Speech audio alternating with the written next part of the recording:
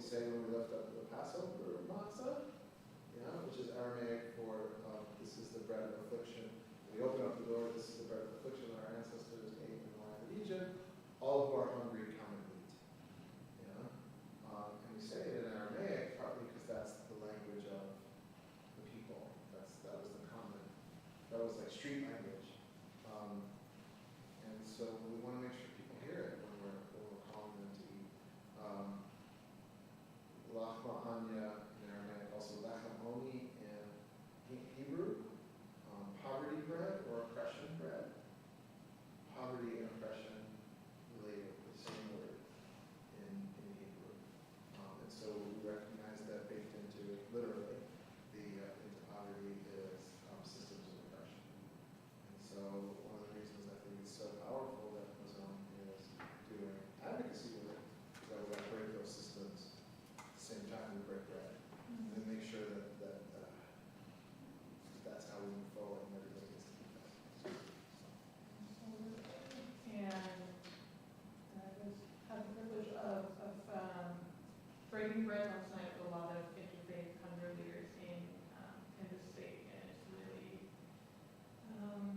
encouraging to see the anti-hunger work that's happening in the state, and I'm excited to share with you all as well about Mazon and our work and our advocacy, and we can wing it a little bit because we're a small group, so hopefully we can be conversational and maybe just chat about after getting an overview from myself and from Gigi about organizations, just chat about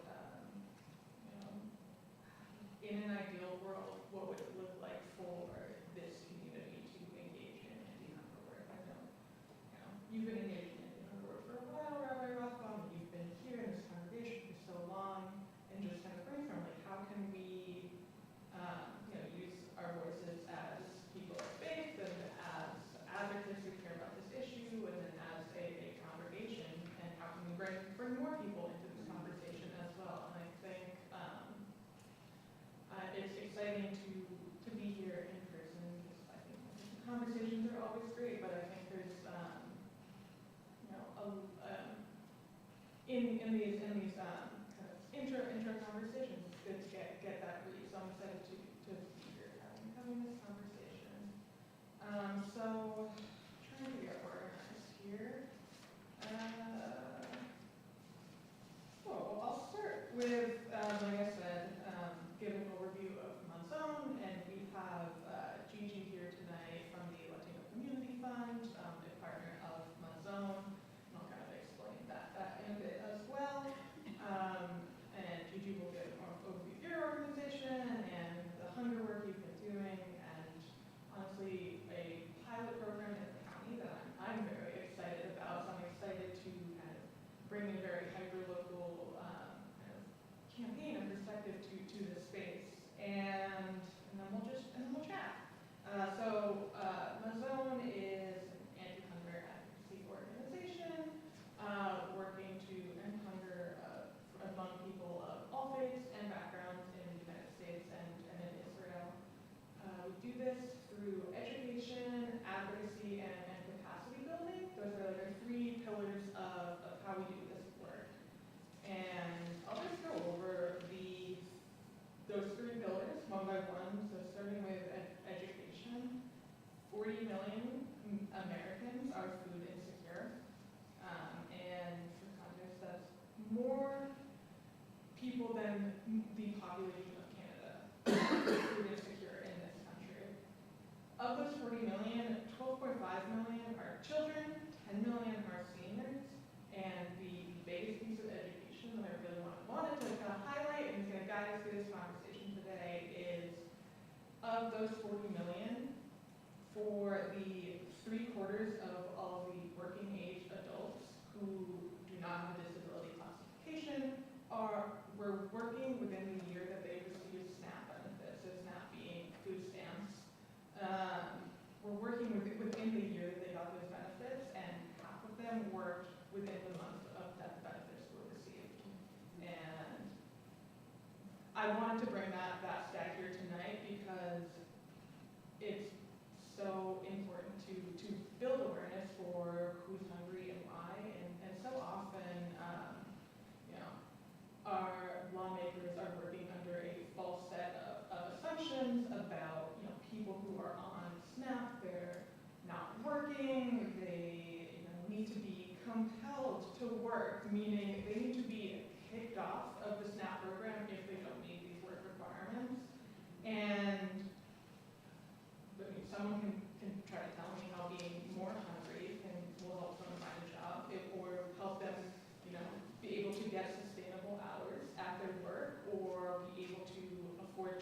there so that they can meet their work requirements and all of the above.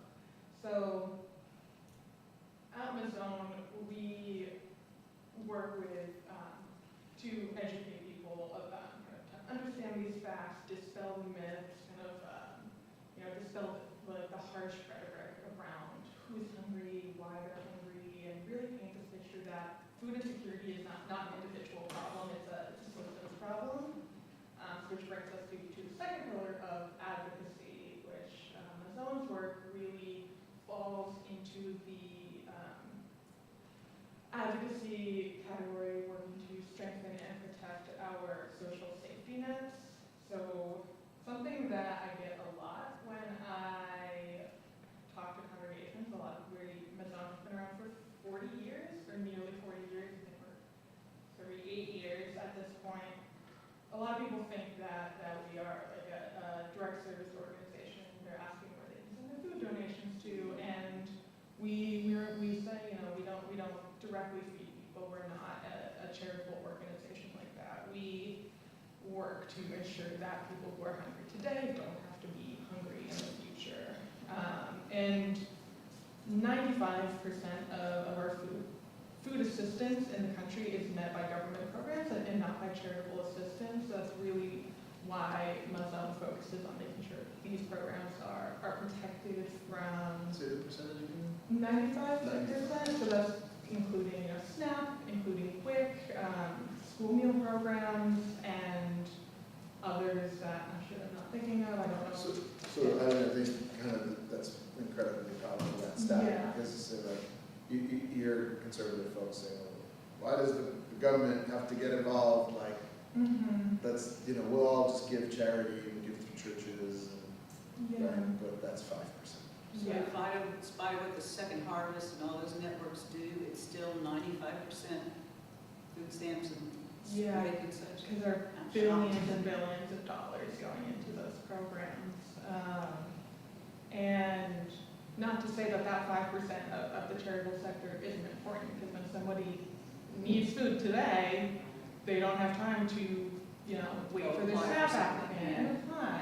And that work is so crucial, but like at Mazon, we always say that we're not going to be able to food bank our way out of hunger, that we need to hit the systems upstream. And something, all of you know that. So Mazon does that work both on Capitol Hill. I was talking to Abby just a few moments before this started about our work, our federal policy work on the Hill. We have a few staff in DC. We have what we call a Jewish Clergy Justice Mission, which I think is how Rabbi Rothbaum got involved with us, where they go. I've been involved with Mazon since the 3% pins. Do you know about those? I don't know how to have those pins. Oh my goodness. So a million years ago, it was, take whatever your simcha is and give 3% of the cost of the simcha is a application. So bar mitzvah, wedding, right? Take 3% and give it to Mazon, and we'll give it to the poor. Right? So that was in the 90s. Yeah. So, and it was before Mazon did advocacy. Yeah. So I A long time. We have really great pins. I was trying to bring to this event matzah pins. They're like matzah, and they have like I think it says like "and hunger" on it.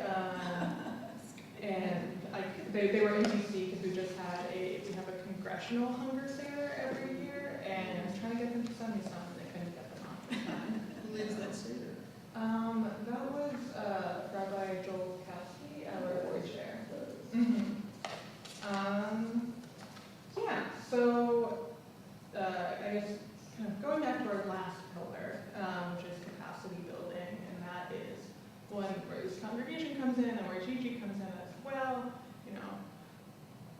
We, Mazon works to build capacity in states, both among professional advocates and among Jewish communities, to be able to engage in anti-hunger work. So we have a program called the Emerging Advocacy Fund, and it provides grants to organizations in states with the 15 states with the highest rates of food insecurity. Georgia falling into that category. And we do that because we know that we're not going to end food insecurity in this country until we end it in every single state, and until every single state has equal access to our nutrition programs and our safety net programs. And how SNAP works, without getting too in the weeds, it's a federal program, and it's funded by the federal government, and they create like a broad structure for how the program should be run. And then it's up to the states to kind of, within that guideline, come up with rules and requirements and regulations for how the program is going to be run.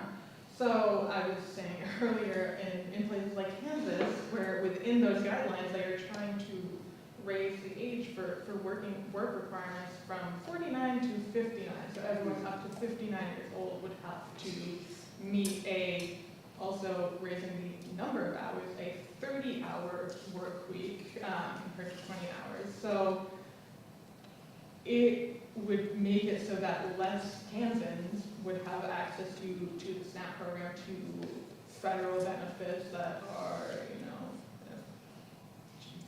should be a right in each state, and they would have less access to it than folks in my home state of Massachusetts. So that is really why Mazon does our grant making work in these states, because states with the highest rates of food insecurity are the states that have the harshest regulations around our nutrition assistance programs. And I'm not the expert on that, so I'll leave that to Gigi. But my role, and I didn't even introduce myself, my title is organizer. Laura Baxter, and I'm the organizer with Mazon, which basically means that I work with Jewish communities across the country, and my goal is to connect these Jewish communities to our partners in those states, and help empower Jewish communities to speak on this issue and become a strong force in partnership with these state-based experts to be that faith voice on the issue as well, because they're having a strong moral faith voice speaking on these issues. It can be very powerful, as I'm sure everyone knows. I'm sure could speak about plenty, so I'll end my kind of spiel there, so I can turn it over to Gigi to introduce your organization, and then we'll chat. Thank you. Yeah. Gigi Pedraza, Executive Director with the Latino Community Fund.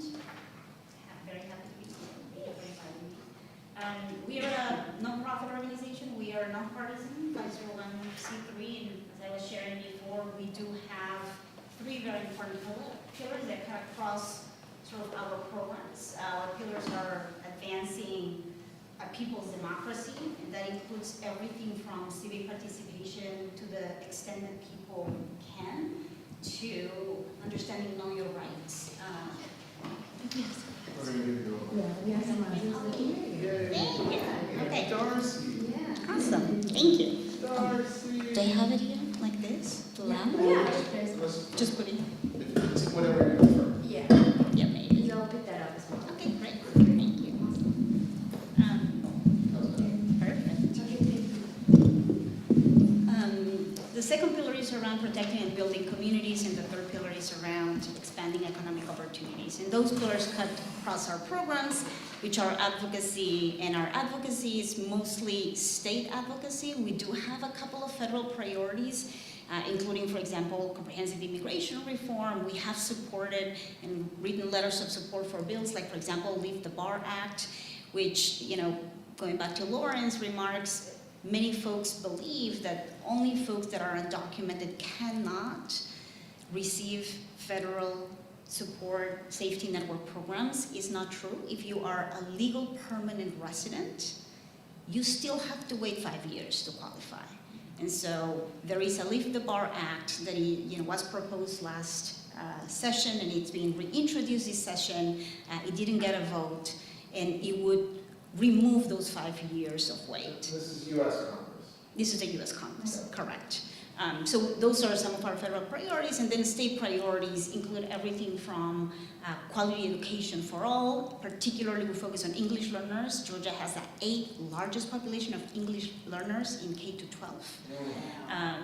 Few people know that, and it's one of the fastest growing, as well as equitable access to healthcare, everything that healthcare entails, voting rights. And other priorities, connected to immigration rights. So, for example, driver's licenses. We believe that having driver's licenses for all in Georgia makes Georgia roads safer for all, because you get to have insurance and you get to take the test. Just got passed in Massachusetts. Exactly. Undocumented driver's license. As well as, multilingual Georgia. Multilingual Georgia makes sense because our top partners in trade are 5 countries in Georgia that don't speak English. Mexico, China, Japan, these are the top countries and the fastest way Georgia is growing economically, and it makes perfect sense to invest in a multilingual Georgia when we also have that one of the fastest growing English learners in school, in K to 12. And that English learner population, is it almost all Spanish, majority Spanish? It's around 80% Spanish speakers. And It's what's around the other 80%. 20%? Even with the diversity in Clarkston. Even with the diversity of Clarkston, Really yes. interesting. We have Mandarin, Korean, Vietnamese. We have several languages from Africa, Arab. It's also Hindu. So we do have a great diversity after after Spanish. Got it. It's great. It's great diversity. Our second program is civic participation. We do everything from information, education, registration, mobilization, and protection of voters. We have a health and well-being program, and we have a staff station at the Mexican consulate. And it is under sort of that health and well-being, which we define broadly, that we sort of center our program on food access and anti-hunger advocacy. And then we also have a capacity building. We have 39 member organizations across the state. They are all Latino-led, Latino-serving, Latino-governed, 2 out of 3. And it's free to join us. We just ask them to come together 2 times a year in person to see each other, to be intentional about collaborating, and we provide them grants. So we are a philanthropic intermediary. We have a foot in the nonprofit space and a foot in the philanthropic space. So we also do scholarships and provide renewal grants for DACA recipients that are unable to afford the renewals, etc. So that's broadly what we do. It's 12 of us across the state, half of us in Metro Atlanta and half of us in South Georgia. We're the only organization that has actual staff presence inside Georgia consistently from the local community. They are all from farm working backgrounds, and that's something that folks don't realize. When you think farm workers, people think Cesar Chavez, California. People don't realize that Georgia is the 2nd largest state in the entire country that has farm workers imported from Mexico and Guatemala, over 32,000 every year, to pick our vegetables, and that's also one of the populations that is more food insecure. They cannot even afford the food that they picked in South Georgia. Is there, so I've done a lot of work with the Immokalee workers and the Fair Food program. In Florida, yeah. In Florida, I was just there on the march, Uh-huh. which was really cool. Do you work with the Fair Food program in Georgia?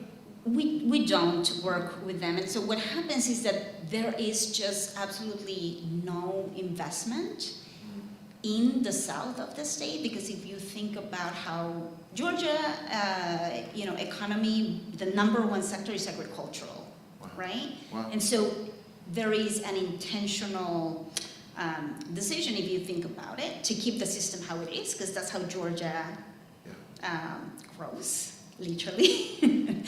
And so the families that own some of the farms are families, farm working families that have had those farms for decades and centuries oftentimes. And you know what that means. It's simply trading slavery for indentured servitude for imported labor, which is something, in Georgia we have something called agricultural exceptionalism, which allows people as young as 14 years old to work in farms without having to be paid minimum wage, and kids as young as 12 years old to work with their parents in farms, even in tobacco. So that's Georgia. And 3 of our navigators in South Georgia, they started working when they were 5 with their parents in farms. 5. And they are American citizens. So this is a reality, right? So, and we learned about all of this, frankly, during COVID, because we were interested in South Georgia, but we had not made the decision to go until we started receiving calls of people literally dying and not knowing what to do. So this is how we started the South Georgia program. And what we learned from that program, and what we did was we sent 2 staff members for a week to do a landscape analysis with $20,000, which is all the money that we had in a little, briefcase, because there's no ATMs. I mean, we didn't know how was it, and the money was gone in 2 days. I mean, fully screened documentation. It was just general devastation. So we have continued that program, and what we learned was that a lot of the assumptions we had made in Metro Atlanta, that we were better than South Georgia, were not true. So we implemented a lot of the learnings from South Georgia, even how we talk to people about what are your needs, how can we be helpful in our work in Metro Atlanta. And it is through this evolution of our work that we learned about how many hungry people we have. And so I don't know, Lauren, if you share, but there is the Mexican consulate that's, I look it up, 2.7 miles away from this synagogue. Right, 2.7 miles. And until now, we do food distributions, feeding on average 400 families per time. And the lines, and I'm happy to share the videos with you. We have videos from 2020, 2021, and 2022 for you all to see that if you're willing to stay in a line for over an hour, you're not making it up. You need the food.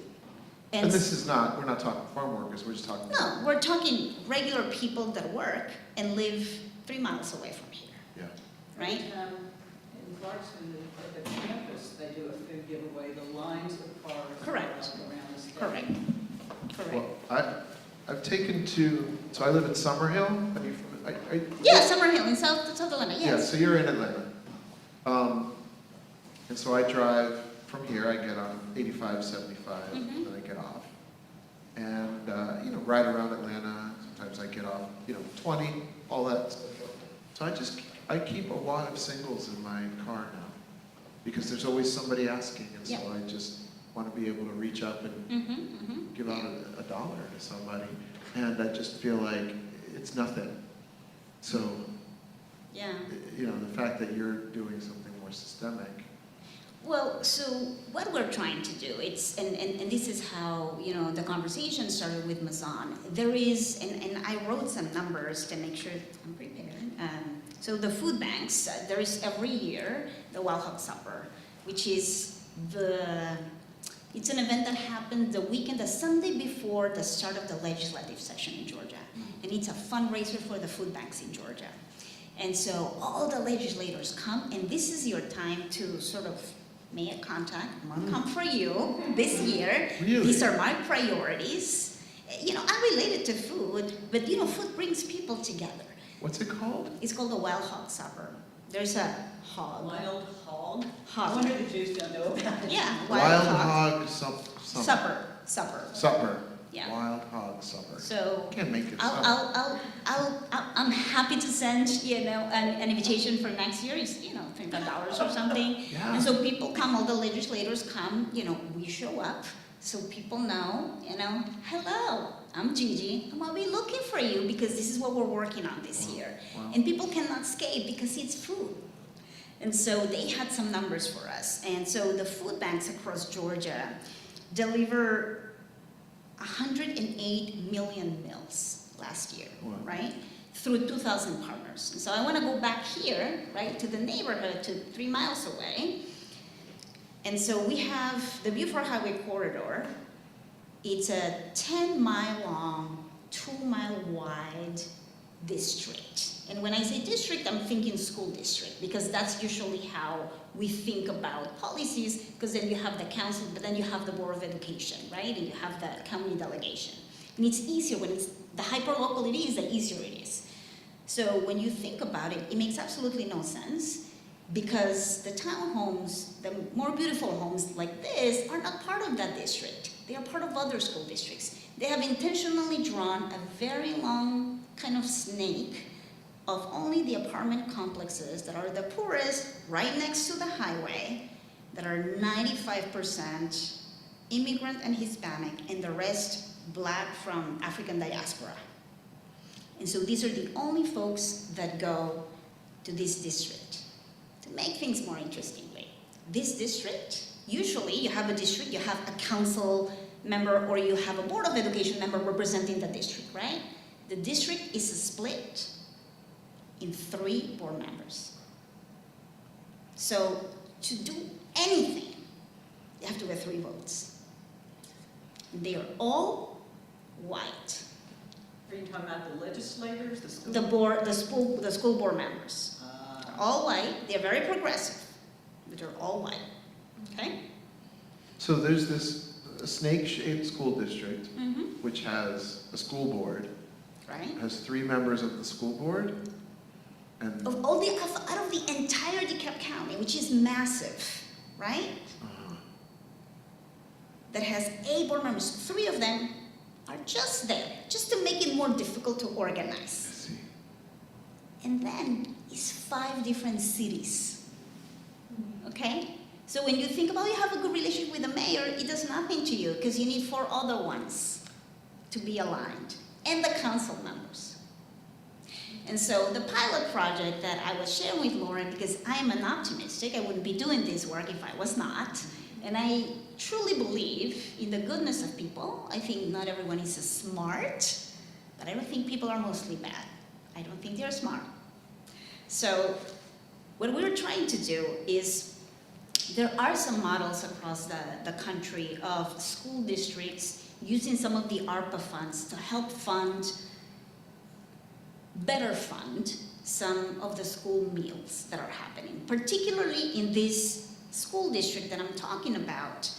And the cities in DeKalb County are Brookhaven, Doraville, and Chamblee, all with significant Hispanic populations. The vast majority of the Hispanic community that lives and goes to those schools are undocumented parents.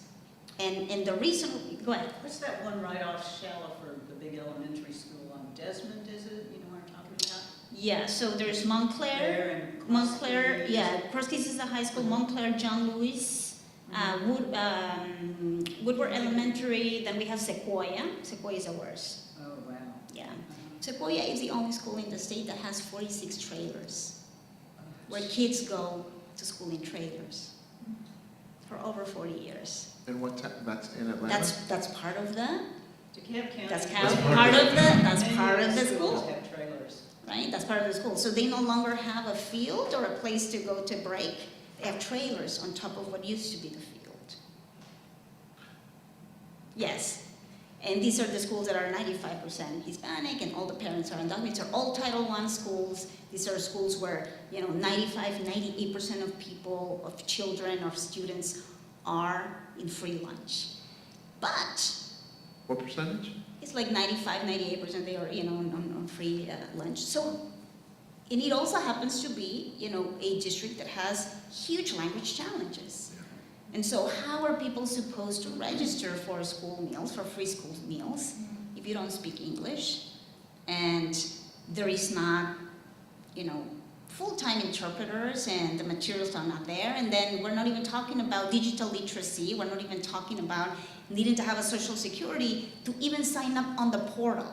So if you don't have a social security, which is what the parents mostly don't have, they have to go to the international school, line up since 4 in the morning to get a social security like number so that they can enter the portal that's only in English, so that they can register their kid. So this is 3 months away. And there's no multilingual forms. There's no Spanish form.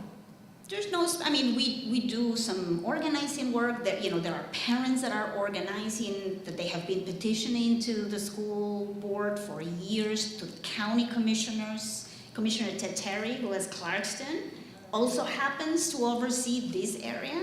So I had a conversation with him and I said, Ted, you do realize that 90% of children that go to your schools that you oversee as super commissioner are American citizens that happen to have undocumented or refugee parents. They're all voting. They're all voting. God willing, if they could get the, Well, we are in the school, so we're registering them. I mean, that, so yeah, they we let do. you in? Oh, yeah. Okay. Yeah. But the thing is that it's a catch-22, because if children don't see investment in them, they are not fed, and the system is not working for them, why would they engage them later, right? And so that's, and then the parties go, oh, they don't vote, let's not invest in them, and so it's a vicious circle.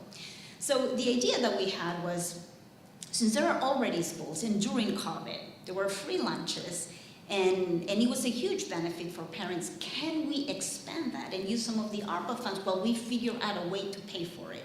So how it connects with the Georgia legislature is that there was a bill, I don't know if you'll recall, about, it was, in all the papers around sports betting. And yes. yeah, which I'm not a fan, just putting that out there, but there are different ways in which that money could be funneled to start funding some anti-hunger programs that could benefit all Georgian children. And so there was a bill that was introduced by Representative Imani Barnes from Tucker.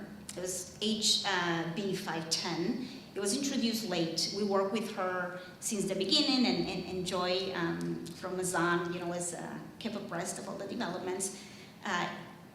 The way it was introduced, it was not a great bill, but it was a bill that proposed that the Department of Education should figure out a way to offer free meals for all Georgia children, based on the connection, scientific, research that exists, that if you're not fed, you cannot learn. And there was a component for that money to be invested in farm workers' produce from Georgia, so it would be a circular economy kind of thing. The bill never even got a vote, never even got a hearing. But betting, encourage people to gamble is not a good way to do it. Yeah. It's not. No. It was it's a separate bill. It's two different bills. So the idea, it's two different bills. So the idea to fund this, there are different ways. The representatives thought the best way was, because the sports bill looked like it was going to pass, can we get some money from it to fund this bill, right? It never passed. But what was interesting, and so the representatives are going to continue working on that bill, and there are other ways to be more strategic about it, but what was really interesting about it is that it brought the idea to the DeKalb School Board that if there is some appetite, can they run a pilot program in DeKalb County, knowing that the majority of the schools in DeKalb County are very poor schools? And what is wrong with feeding children at school, right? If it's not going to cost more parents anyway. So we are in conversations, and the 3 school board members along the Cross Keys corridor are supportive of it. So that's the good news. There is a new chair of the school board who has not given us an appointment yet to talk to him. And under DeKalb County School Board, only the chair can introduce proposals. Oh, wow. Who is that? Do you know the name? Yes, the last name is DaCosta. And so he's new And he is the chair of the school board, which school board? DeKalb County. We have a new school board member from our neighborhood, Whitney McGinnis. Yes, I met with Winnie 2 days ago. She's great. So she's one of the school board members that is supportive, as well as Allison Gavertz and Anna Hill. Allison's on the board. Yes, so those 3 members are the board members for Well, this. what if a rabbi said, we have students in your school district, be great to get to know you? Yeah, Could I do that? absolutely. And what are some of the policy priorities that you plan to introduce next year? Because part of what we need to do is to ensure, if the chair introduces a piece of legislation, including, and for us, honestly, it's not only the free school meals, but it's also a language access policy. What? A language access policy that does not exist in DeKalb County, which is one of the counties that has the most diversity in languages, because it has Clarkson and the W4 Highway corridor.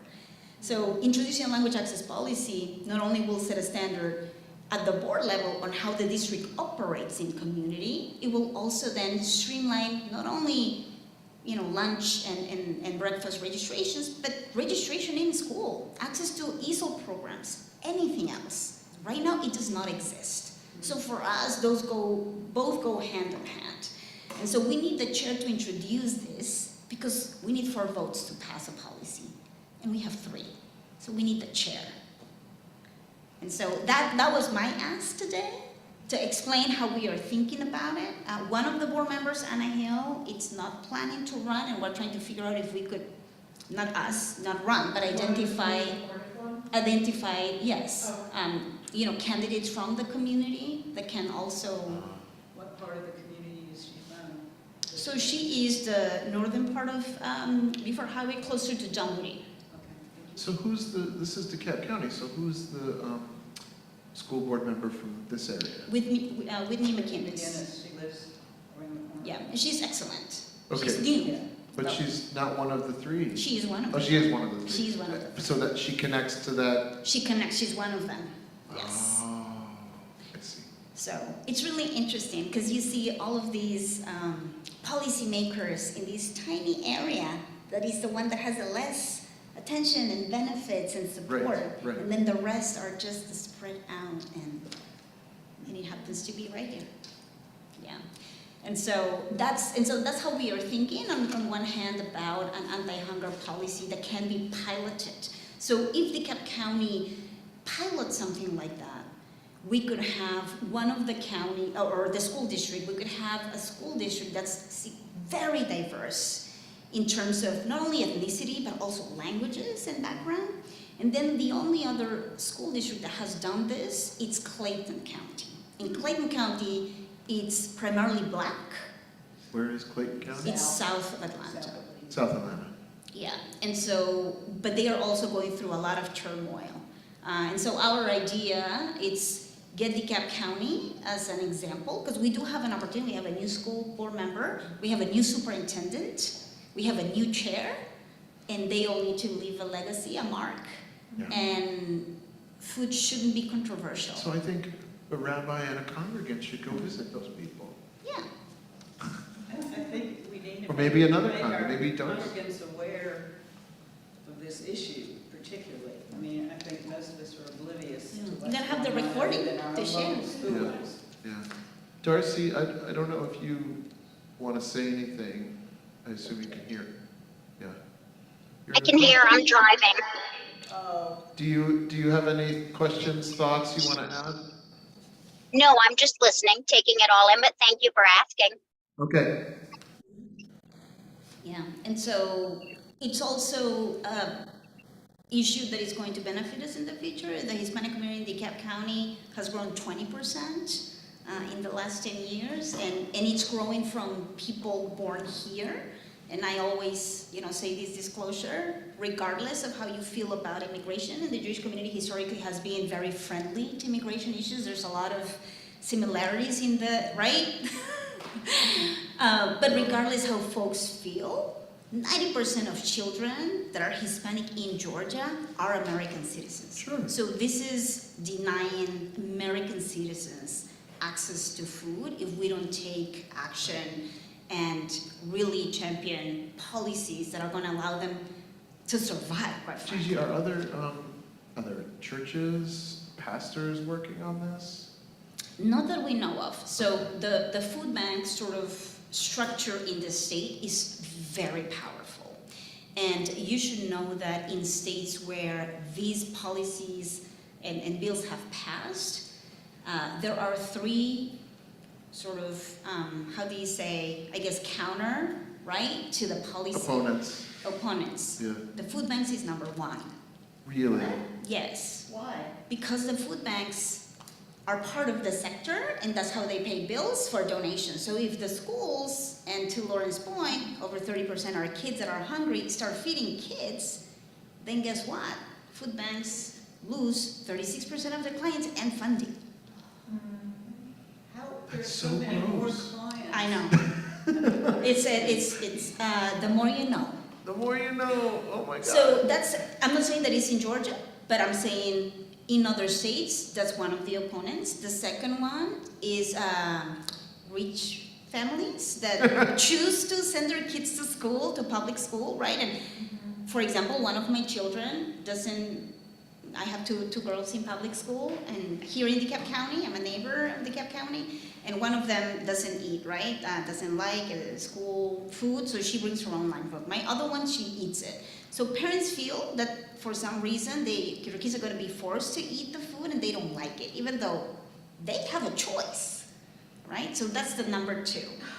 And the third one, of course, is, how are we going to pay for this, budgetary issues. And those are easier, I feel, to figure out with fiscal notes than how do you change the hearts of people? Or, to your point, the system that feeds people. So, I gave to the Atlanta Food Bank. What do you call it? Atlanta Community Food Bank, yeah. Yes. And that we get mailings every Of course, 10 yeah. days. Yeah, right? and I donate too, yeah. So that's not one of the bad ones? No. In Georgia, they are not against this. I'm saying in other states. In where other they states, have other passed. states. I Yeah, was yeah. really shocked. when Okay. you said that. No. Because the last thing our food bank would do would be No. not have enough customers. Yeah. No. In Wait, so- other states, this is sort of, how folks have prepared. Go ahead. Darcy's got a question. Yes. I do have a question. So the third thing that you mentioned was a lack of funding. And I know you previously talked about the whole gambling issue, which obviously wasn't passed. So what is being proposed as a source of funding to provide free lunch for all students as opposed to just certain sets of students? So the bill is going back to the drawing board because it didn't even get a hearing. So the bill is not dead. But we are working with the legislator because there are different sorts of funding. For example, federal reimbursement programs that were not really considered in the bill to the full extent. So, and the federal reimbursement programs could cut the fiscal note in at least 60%. So instead of, $100 million, it'll be $30 million, which is still, a lot of money, but it's much easier to raise than $100 million per year. And then we have the ARPA funds, which ARPA funds can be allocated until 2025. So that would still give us 2 years of money. What funds? ARPA, which is the, the American Rescue Plan that was passed, for COVID-19, so you can still spend them until 2025. And we're going to get refund checks because we have a budget surplus in Georgia. So not taking from that surplus. Yeah, I'm seeing in other states where this bill is popping up, it's a lot about just getting it included in the base of the budget. Correct.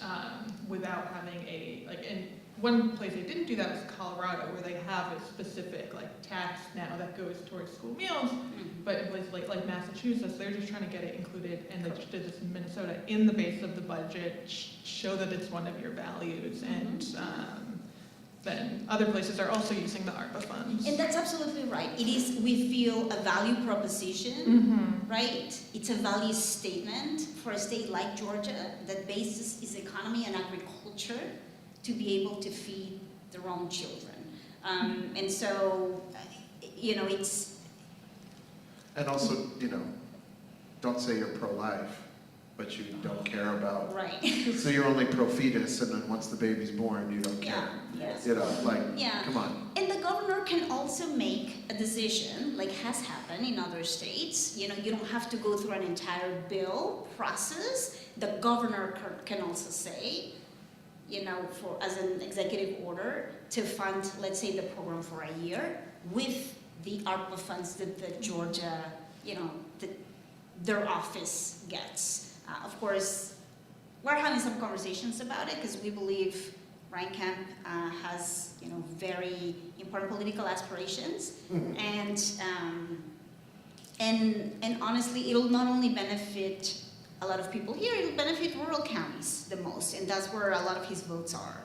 So, but that's a longer shot. That's a more complex issue for us. What seems doable is if we can get the Board of Education chair to introduce language access and food security as policy priorities next year, and we have 3 board members that we know for a fact are supportive, then I think we have a really good chance to be able to run a pilot project in a district that is not only, people of color led, it is low income, it also has great diversity in ethnicity and in languages, and can serve as a model, quite frankly, to bigger things. We can go to Winnet, we can go to Hull County, we can go to Whitfield County, we can go to rural counties.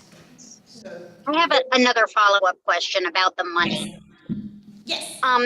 Sorry if this is a remedial question, but I don't know how the state funding works. If in fact you could get the new chair of the school board to sign on and you get all 4 votes related to this pilot project, does DeKalb County have to come up with the money for all of that? Or is that something that would then be up to the Georgia legislature for in terms of actual budgeting and making sure that the money was set aside? Or how does that work? Yeah, that's a great question. So DeKalb County does have its own allocation of ARPA funds that they could use for that. And this is what we're talking to both the commissioners, because it comes from the commissioners to the school district. I don't know if you recall, but DeKalb County had to give back something like $12 million because they couldn't move it fast. Last year in December, they just had to give back the money for emergency assistance. So imagine those dollars being funneled to emergency assistance through food to children. Yeah, and I'll add some context on the ARPA funds. This was part of the kind of second wave of COVID relief funding and legislation. So how it was structured was just huge pots of money for both the state government and counties to use towards a very broad scope of issues. And it's been a minute since I've looked at the guidelines, but it could be used from anything from school meals to infrastructure to agricultural initiatives, just environmental initiatives. It was very broad, kind of economic development recovery as opposed to dealing with like COVID ramifications and public health. So it was a huge chunk of money with very little guidelines and a long timeline to use it. Like you said, 2025, and this money was given in 2021. So I think it would also, what I really like about this pilot is it's you don't need to find a way to sustain this funding. You have this chunk of money that you need to spend in the next year or it's going back. And if you can do a pilot and show how successful it is, then maybe people will, the budget argument will be less of a battle, and the state budget argument might be less of a battle too. Correct. And then, school districts can raise money from other sources. There are different ways to pay for it. So, that's one of the sort of pieces that we're doing. And then we're doing another smaller pilot that I think I shared briefly with you, which is the food bank. Like I said, they have 2,000 partners, to go back to the same area we're talking about, which has a number of languages spoken and everything. They only have 2 partners that speak languages other than English across all of the Beaufort Highway corridor, just 2. And they are very limited in capacity. Is that St. Vincent de Paul? It's the Latin American Association, the Center for Pan-Asian Community Services. St. Vincent de Paul, that's great. They do have a food bank, but it's not consistent with nutritious items. And when we look at it, you want to make sure that you have, wholesome food, not just, for example, bread. I know Pacific, has lots of bread, and you cannot survive on bread for a week, right? I mean, you can, but you're not going to be able to live well. Well, it says in the Bible that you can't live on bread alone. So there you go. So we wrote that. The Jews. So, part of what we want to do, it's this idea of and then it's really hard to become a partner for the local food bank, because you do have to have refrigeration, you have to have a space. In the Latino community in the entire state, there is one organization that owns its land, just one. And so when you don't have land ownership, you cannot really make investments like that, because you don't know if you're going to be able to afford it, you don't know if the rent is going to go up, you don't know if you're going to have to move. So it is very hard to have the capacity to become a consistent partner of the food bank. You have to have a dedicated staff member, you have to go through all of these trainings, you have to and then you have to buy the food, right? Like partners buy from the food bank, it's not free. So it is very difficult. And so our pilot is, and we have a great relationship with the food bank, with Kyle and everything. So what we want to show is an alternative to the way the food bank is doing food distributions. We are working with City of Doraville and City of Chambly. We see which one comes first to see if they can, for a very nominal fee, give us a space that the city owns, 200 square feet, 250 square feet, that's all we need. And then we are going to be working with someone that's going to do, it's a nonprofit that does food inventory and distribution, to build in a little sort of food shop. So, when you do food distributions, usually we do a box of vegetables, we do some protein, and everybody that comes, you get your bag or your box, and you don't know if you're going to be able to eat what's inside because we get what we can, right? And we do have a list of culturally appropriate issues, but if you don't like tomatoes, guess what? You're gonna get tomatoes, because most of us do eat tomatoes, right? Or chiles, or beans, or something like that. So the idea of this food location is that we will stock it with culturally appropriate food and use that little bodega store as a hub for people to come together with wraparound services, so people understand, oh, you're in crisis, what else do you need? Is it that you have not registered your kids for school lunch? Let me help you right now. Is it that you're going through domestic violence? This is how we can help you. And let people shop, literally shop for what they need for free. And This then will also be in that same area. we're hoping it'll be Chambly or Doraville, because the Latin American Association, which is a food, a partner of the food bank, is right here in Brookhaven. So that area is covered.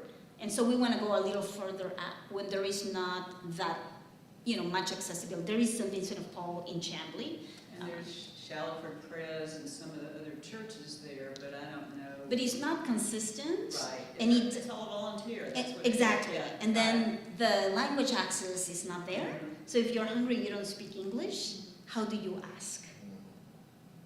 And so that's the other sort of more direct. So we're trying to attack this from the policy side, but also the operational side. How does it look like? And hoping to influence the way the food banks also take partners and operate their distribution to ensure that it's more equitably accessible. So that's what we're trying to do. Thank you so much for the sharing all of that, and it really, it's exciting to see such hyper local work. And I wanted to add one thing to the school meals, I guess opposition arguments that we see as well, which in addition to the wealthy parents and having the argument about their kids don't want to be forced to eat this meal, there's also an argument from folks, this is, why should we feed the wealthy kids when they can afford these, this meal? And it is, from the work that Mazon has done in other states around both universal school meals and school meals and lunch shaming, it's so much more than just affording the meal. It's also being the kid who is accessing that meal. And if you qualify and you can get through all those hurdles that you talked about, maybe needing to go get a social security number, or getting into the portal, or not being able to translate the portal, if you can get through all those barriers, at the end of the day, you may not want to utilize that for fear of being labeled, being stigmatized, for your child to be put into a separate lunch line to get a different meal than every other student. And that is something that universal school meals would just eliminate, this shame, this stigma of being someone accessing a free lunch, and the impact that it would have on people who need this program is so much greater than the wealthy people who may be able to already afford this. And just the leveling out, because you also see in wealthier counties is where kids who need to access these programs are accessing them less, because there are less people using those programs as well. So that is just an argument, or a counter argument I wanted to add, that people are saying that about these school meals, but it is just so encouraging to hear the pilot that's happening in this area. Yeah. We're working on it. I would, Unless it, for now it's a proposal. yeah. Right. I need to kind of get a summary in my head and, just say, okay, what would you say to these board meetings? Yeah. So, it's interesting. I am excited again, I'm an optimistic. We need those. So, okay. Oh, I was gonna just summarize what we talked about school meals, unless you had a different. No, I was just gonna ask for what we do. There's 2 congregants and 1 rabbi, so the question would be, how do you put us, Kernel of interest at least. how do you put us to work? Yeah. Yeah. So I guess starting with the summary, what I heard, so there are 3 school board members supportive of this school meal pilot. 1 who may be leaving, but you're looking to hopefully replace them with someone who would also be supportive. Mhm. And the issue, the main problem right now is that we need to get the chair. That's what you would, the chair, that's the title. The chair of the school board on board for universal school meals, because he is the only person who can bring priorities. So he needs to be on this. And then there's also the new member who was part of this area, and she is one of those 3 supportive people. Correct. So when I'm thinking of, I guess, next steps, I'm curious,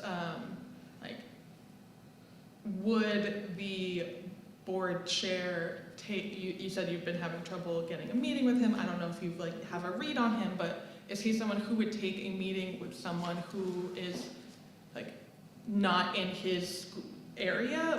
Or would it have to go through this? Yeah. Would you want to work this board member for this area first to try to get them to help facilitate some sort of meeting with the board chair? So I think that the school chair needs to receive several requests for meetings saying, we believe this is important, can you give us a meeting? So that he knows that it's not only one organization or, a few groups of parents, that it's a diverse, coalition of people thinking food is important for the county.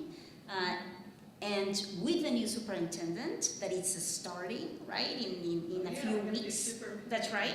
There is an opportunity to implement something and to leave a legacy for a new board chair that's very young, that's a product of the Cobb County Public Schools. What is the full name of that person? I can look it up. Yeah. The cost is Well, no, if you could email me, Yeah, I'll email you. us. and I'll email the email too, and you know what I'll do? I'll email him, and I'll also share the email that because I need to follow up with him yesterday, because we were supposed to get dates for February, Yeah. then we never got them, March has passed, so I need to follow up with him anyway and say, circling back, these are our priorities, how can we be supportive to help you be successful in your chairmanship, right? And these are people I would want to reach out to anyway, because I'm fairly new here, yeah? But to talk about things like anti-Semitism and bias Yeah. crimes, or bias incidents, even if they don't rise to the level of crime, so it's something I can talk to them about, and I can also talk about food insecurity. Yeah. And if we get maybe a group of people to go, then we really That'll get be something. perfect. Yeah. Exactly. Great. I think that's great. And so, for me, we have this time to figure out how to build this coalition of folks that are going to pressure for anti-hunger policies at the local level. And I think we would have the votes, because if we have 3 folks that are white, that are supportive of anti-hunger policy in a district that's mostly black and brown, the black board members cannot be against it, against feeding their own folks. So that's how I'm thinking about it. Because race is a very real thing. No, not in the United States. It's a colorblind society. No. That's right. So. And the timeline for this, so I remember you told me when we first spoke that the priorities for this year are already set, is that correct? So what's the timeline of when you would need to get the 4 votes and when it would be implemented? So the advocacy priorities for the school board are submitted and presented and approved in February. For the For the board of school year? for 2020, so next year, it'll have to be next year, February, exactly, for the next So we school year. have like 10 months to harass them. Right, but the Got it. challenge is that all the policies are being reviewed right now. Yeah. So again, it's like this window of opportunity where everything is sort of on standby. Because the board is so new? is that what you said? There is a new board chair, there is a new superintendent, and then the Board of Education hasn't really reviewed policies in like 20 years. So they are reviewing all of their policies now. They started last year. And so we have an opportunity to say, okay, policies need to be updated, also new policies need to be passed, right, to keep up with times. So this is why February of 2024, you know, but so we need to have it like iron out and ready, right? We need to have it, yeah. I would love to be connected to some clergy folks in this district. Because I think if you know, as something I say here, that when the Jews show up as Jews, people pay attention. When religious folks show up as religious folks, people pay attention. Because we Yes. have the force of moral authority. We have one really good Presbyterian, and one really good Methodist minister in the immediate area that would be on board. I think that's an excellent idea. And are those congregations that Big Havarian has worked with in the past, or are those new relationships that would need to be built? I have no idea, quite honestly. I've been to like panels on, you know, minimum wage and things at this Methodist church and the other, you know, important issues. And the Presbyterian church is very activist Yeah. on Medlock and North Decatur Road, you know what I mean? Yes. Anyway, that Yeah. church There is on- also Open Table Community, where Pastor David Park is the Korean pastor, has been organizing and been very active and he's always been very supportive. So I'm also happy to connect you with him. He's someone that has been, you know, offered really a home for us to meet and organize within, you know, the area, because, you know, Temple at church feels safe. Anytime you need a place to meet, we're not very Thank big. you. Seriously. It's bigger than my office. But I will make sure if staff, because our staff works very hard, if they can't be here, I will be here. Thank you so much. Yeah, Thank you're you. welcome. Yeah. So it sounds like there are some next steps and some plans here. So we have 10 months, 9 months to make it, and by that February deadline, they would say, we are making universal school meals, or they say, we are going to consider it. How does that work? Like, would they say in February, they would be like, we're funding universal school meals, or would it be, it's on our agenda to look at school It'll meals? be on the agenda, Okay. and then in the March Then probably there's meeting more or time April, to- you know, they will vote on it. Okay, So, gotcha. because they need like a period for, you know, public comment and all Mhm. of that, and this is why, you know, we have this time to sort of prepare, you know, Yeah. how do we counter, you know, messages, whatever. So there is building that relationship with the board chair and bringing other faith groups into this. I see those two parts kind of coming up to the surface here. So I think that, you know, we can all connect and you can reach out to the board chair, kind of using Yes, your I'll notes. share and I'll Awesome. share the email and sort of the conversations we And had. the superintendent, yeah.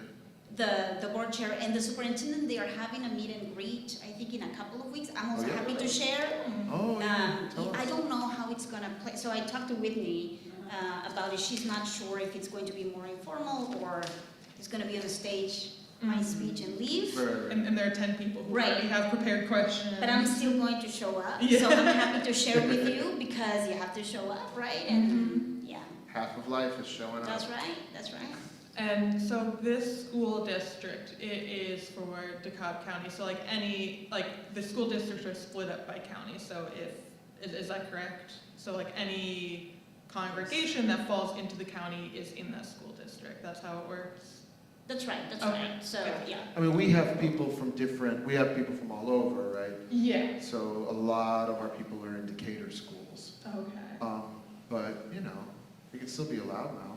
even if you don't have. Well, they are still, I mean, if the Congress- that's what I was Yeah. gonna say, they still vote for commissioners, and Mhm. the commissioners. In Decatur? Yeah, it's DeKalb County, so commissioners eventually have access to the money.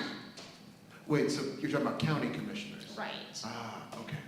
So Okay. it's all interconnected, and they all know each other, and, you know, they all need endorsements from each other. And they all have higher political Yeah. ambition. Oh, yeah. Yeah. Great. Well, Yeah, I will it's, look to see what other relationships we have in the county, and Yeah. I'll reach out to Lois Frank as well. She's very excited that Mazon is Yeah. back in the Georgia space, and see who Yeah. she knows as well. There is also a potential change in the county CEO, so there's going to be an election. Michael Thurman is no longer. He's not running? I have opinions about it, yes, which I'm not gonna share, today. There's a microphone, yeah. But there are two folks, right, that are current commissioners that are going to be running for CEO. Wow. And so that's, again, DeKalb County is in flux, and to me, a crisis is opportunities, so. Oh, yeah. Mm. Well, they've already announced these people? I can tell you who's gonna run. It's gonna be Steve Bradshaw is gonna run, and Lorraine Cochran Johnson. They're both going to run. I know But for a they, fact. have they announced, or you just know? They are not around, but I know, because they have all reached out to ask for support. Lorraine who? I'm sorry. Cochran Johnson, Oh. the woman with the big Oh, wow. glasses, you know? Yeah. Yeah, And are they current commissioners? they are current Got commissioners. Wow, they're good, those are two good people. Opportunities. Let's find out how good. Opportunities. Yeah, Ted is not, yeah. So, All right, this is great. yeah. Yeah, so not quite what was on the agenda that I sent around for tonight, but a really awesome conversation and a really exciting opportunity. I just Very wanted valuable, even if we didn't have bodies here, you know. see, that's what I said. It's not about a lot of people, it's the right people. Well, Yeah. just, And I'm gonna edit all this to make it like a little montage of like, here's what you missed, and then. Amazing. well, see, Rhina and Darcy are now gonna take the lead on our anti-hunger team. Very, We'll see. We'll see. very exciting. The champions. Yeah, and it feels like we're kind of wrapping here, so I just wanted to turn it over to Darcy on Zoom and see if you have any kind of final questions or comments there, just give you an opportunity. Yeah, good. Now, you're not behind the wheel. Was that you were shaking your head no, Darcy, or? No? No, I didn't, I don't have other questions. Actually, I do. See, you shouldn't have asked. Can I go back to the piece that it was the second portion of what you were talking about, trying to get a spot in Doraville or Chambly that in essence would be a shop. Assuming you're able to get something like that set up, is it then the Atlanta Community Food Bank or other banks that just supply you with everything that you need? And is there a role for volunteers to do hands-on volunteering at this, assuming you get it set up at wherever it is? Yes, thank you for that. So it wouldn't be the food bank, it'll be Gooder. Gooder is an organization that has been working in the food space to sort of repurpose food that, you know, is no longer being able to be sold at supermarkets, or food that restaurants are no longer able to serve, and they have grown, you know, immensely since COVID, and so now they have a nonprofit, and we have a partnership with them, so they are able to provide us culturally appropriate food, you know, at a fixed fee, so we don't have to be managing inventory and purchasing from the food bank consistently. We give them a flat fee, and they will replenish. That's what we have worked out with them. They will replenish inventory every 2 weeks, and the plan is to be able to feed around 150 families per month for a full year. And so to answer your question, yes, we will have room to receive additional donations. And so there is a pilot program also in South Atlanta that it's similar, but it's also a community shop. So for example, people also donate shoes. So it's not only food, but it's other stuff, coats, you know, cleaning supplies. So there will be room for donations and also for volunteers to make sure that, you know, folks feel welcome. Amazing. Good what? Gooder is G-O-O-D-R. Like better, but gooder. Yeah, it's just gooder. It's just gooder. Yeah. And the store in South Atlanta, the community shop, it was actually completely funded and sponsored by some rap artist. I don't know, that, you know, used to be from that neighborhood, and he said, "I'm just gonna pay for this shop for people to purchase whatever they need, purchase for free. Well, And it's been very successful. So we want to learn, right, from best practices or promising practices in the community. fantastic. Yeah. Awesome. Well, thank you, everyone. Thank you so much. Thank you. Yeah. Thank you so much. It's to give you our smattering of applause. Well, it's a pleasure to be here. So Thank hopefully, you so much. from small seeds, grow something very big. Yeah. Absolutely. Great, Okay. thank you so much for Thank joining you. us, Gigi. Okay, great. Incredible. And thank you, Darcy, for joining us from there. Have a great night. Thank you. Sorry I was late, y'all. Thank you so much for sharing. This is just the beginning doubled of the the conversation, Darcy. Yeah, we were late too. Okay, good. Thank you. Bye, y'all. Sorry, I do need to leave. Thank you so much. Can I give you a quick hug? Of course. Amazing. Can't wait. Yeah, I'm so excited. It's so great to. I have people too. I just never know when it's appropriate, when people, are okay. Now I ask. Yeah, exactly. And I love your coat. Thank you. I got it on sale. Well, It's more important. okay, bargain. You always email. Okay. Do you ever I play have Asian one American neighbor Idol? who's really involved with one of the churches. Oh, okay, yeah, Really yeah. like My the mom told guest me that my just friend get works the there, names and and see. a lot of my There's some friends work there. Are you Hayden and there's a digital comms. Yeah. You know, Yeah, for a long time. Right. And Fee, yeah. Aisha, Yeah. You know, we're doing more than just. Wow. Hopefully we'll have this again. We have a lot of folks from DeKalb County and are like really passionate, so I'll be putting clips together and sharing them around. That's awesome. Thank you so much. Oh, yeah. It was a pleasure meeting you. Pardon? Oh, it was a pleasure. Thank you so much. We didn't toss her as a hand. Excellent. Bye. Thank you. I think it was organized through Jewish Family Services. They would go there every week, pick up boxes of food and give it. Do they still do it every week? I don't know, I will find out. It's a large number of our congregants were doing this. But, how did you possibly know everything that was going on? Well, well, we need to be able to share it with each other. I mean, that's part of our job. Yeah. Yeah, that's a good point. We're not, you don't come by the information in any sort of organized way. You just happen to, oh, yeah, so-and-so is the one to get the food boxes this week. And Shelley is one of the people, Share the rose. yeah, lots of them. Anyway, and then, the St. Bart's food drive every year at Yom Kippur we used to do. We did Project Isaiah, to fill some pantries and all sorts of stuff good going on, but not so much of the advocacy work. It seems like that's what we should be doing. You saw my triangle, right? Probably. Although I'm involved that day, yes. Yeah. Yes, there is. I put things out, I make people look. How long have you been a member of the congregation? 20-some years. It was lots smaller They then. come years ago. Well, Here's your- there we go. Yeah. Oh, yeah. Yeah, so we gotta do a whole bunch more of this. We had a member who donated an entire car full of cases of diapers to one of the pantries. I mean, you never know what people are doing. Yeah, the class and invite leaders to talk as well.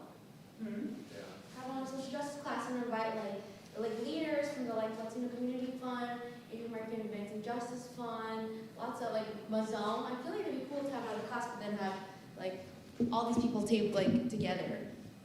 So in other words, I did some teaching and then we had speakers. Yeah. That's a great idea. Yeah. I love that.